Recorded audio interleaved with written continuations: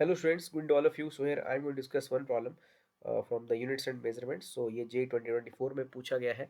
So question कुछ इस तरह से है, like we have a vernier scale और उसके वन मेन स्केल डिवीजन की वैल्यू जो है वो 1 MST की जो वैल्यू है वो m यूनिट्स के बराबर है स्टूडेंट्स.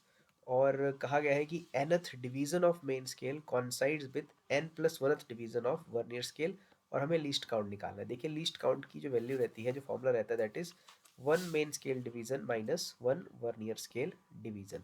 तो वन मेन स्केल डिवीजन की वैल्यू तो m है और वन वीएसटी की वैल्यू हमें गिवन कंडीशन से सॉल्व करनी है. लेट्स सपोज वन वीएसटी की वैल्यू मान लेते हैं x है और यही वैल्यू हमें स्टूडेंट्स फाइंड आउट करनी है, देन सॉल्व करना है.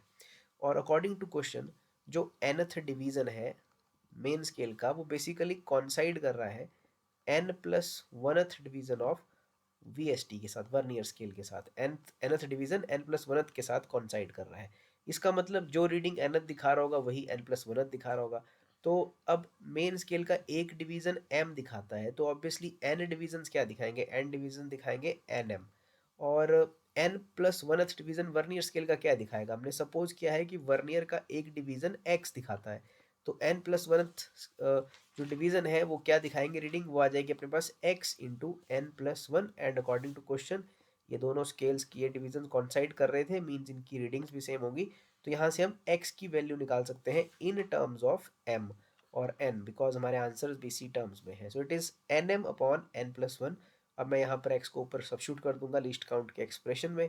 सो it is m minus n into m and divided by n+1. थोड़ा आप ध्यान रखेंगे m और n का दोनों कई बार सेम लग जाते हैं देखने में. So you simply take the LCM there. So it is m into n+1 minus nm and it is been divided by n+1.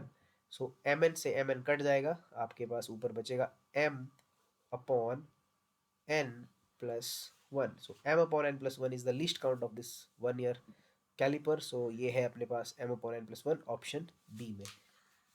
Thank